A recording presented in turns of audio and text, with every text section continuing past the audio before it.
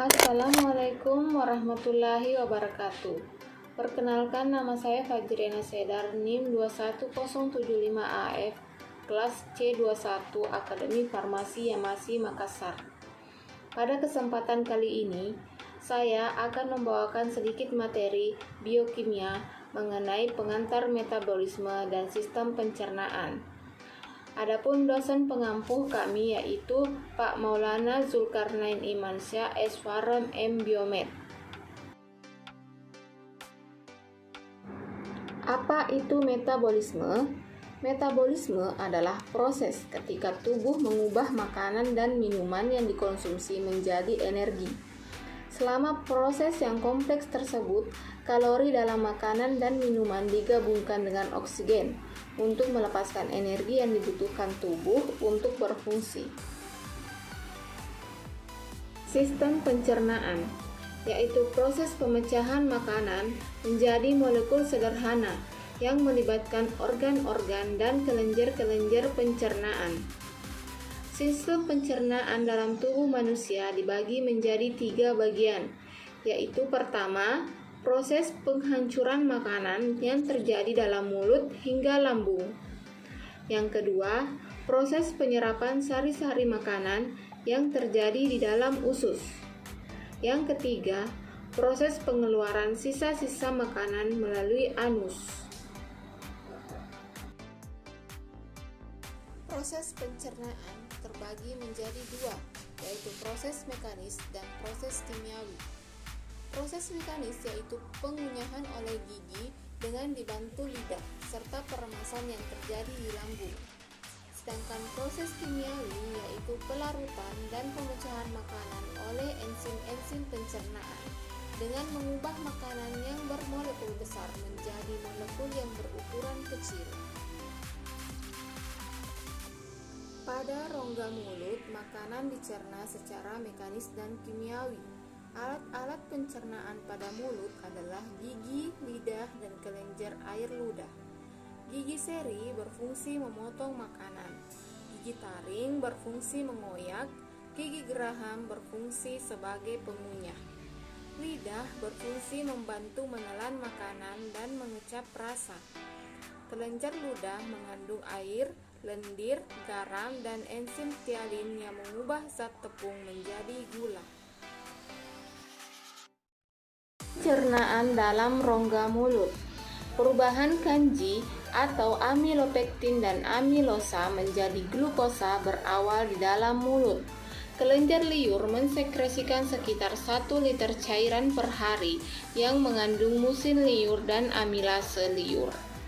Musin liur adalah glikoprotein licin yang penting untuk melumas dan menyebarkan polisakarida, sehingga mengubah polisakarida yang berukuran besar menjadi polisakarida ukuran kecil yang disebut dekstrin.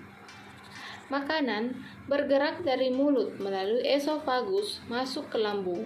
Tempat kerja amilase dihentikan oleh pH asam-asam lambung yang menyebabkan denaturasi enzim. Selanjutnya, organ kerongkongan.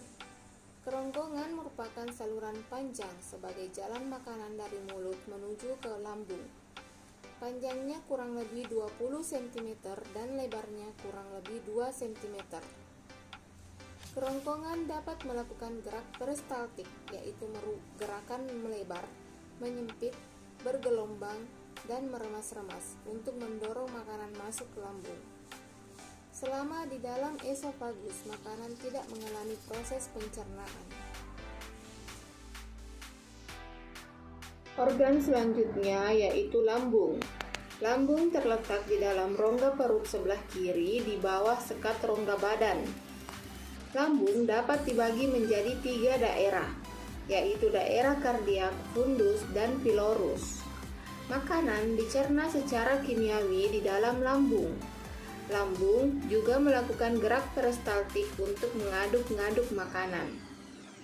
Di bagian dinding lambung sebelah kanan, sebelah dalam, terdapat kelenjar-kelenjar yang menghasilkan getah lambung.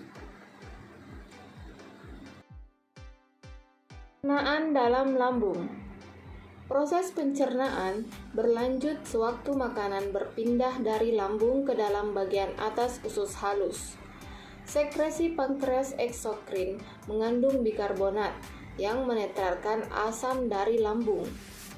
Sekresi tersebut juga mengandung amilase pankreas yang terus menghidrolisis ikatan 1-4 dalam kanji. Organ selanjutnya yaitu usus halus. Usus halus merupakan saluran pencernaan terpanjang yang terdiri dari 3 bagian, yaitu usus 12 jari, usus kosong, dan usus penyerapan. Di dalam dinding usus 12 jari terdapat saluran dari kantung empedu dan pankreas. Pankreas menghasilkan getah pankreas. Getah pankreas mengandung enzim amilase, tripsinogen, dan lipase. Selanjutnya yaitu proses pencernaan usus dan pankreas.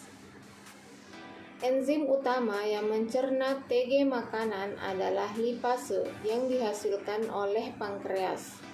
Lipase pankreas disekresi bersama dengan protein lain. Kolipase pankreas juga mensekresi bikarbonat yang menetralkan asam yang masuk ke dalam usus bersama dengan makanan setengah tercerna dari lambung. Bikarbonat meningkatkan pH isi lumen usus menjadi sek 6 yang optimal bagi kerja semua enzim pencernaan dalam usus. Lipase pankreas juga menghasilkan esterase yang memutus asam lemak dari berbagai senyawa, misalnya ester kolesterol, dan fosfolipase yang mencerna fosfolipid menjadi komponen-komponennya.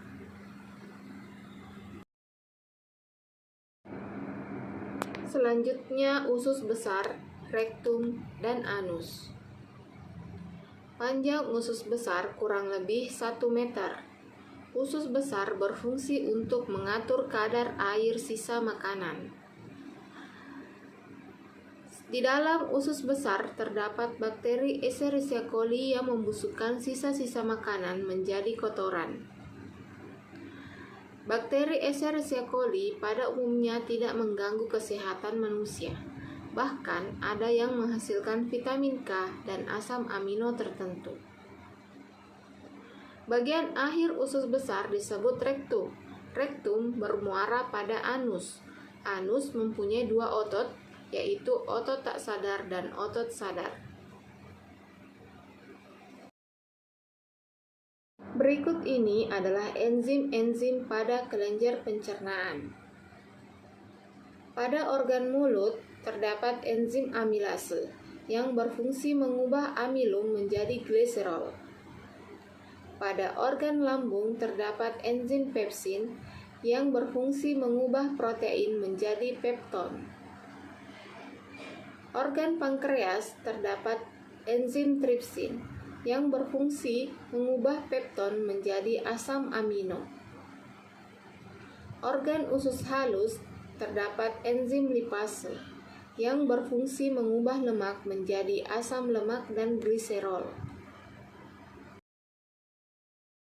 Adapun beberapa cara pencegahan penyakit sistem pencernaan, salah satunya yaitu mengkonsumsi makanan kaya serat atau sayur-sayuran, lalu rutin berolahraga, serta minum air putih yang cukup. Hindari juga makanan berlemak dan mengandung gas, serta kunyalah makanan dengan baik. Itulah tadi sedikit materi tentang pengantar metabolisme dan sistem pencernaan. Lebih dan kurangnya mohon dimaafkan. Wabillahi taufiq wal hidayah. Wassalamualaikum warahmatullahi wabarakatuh.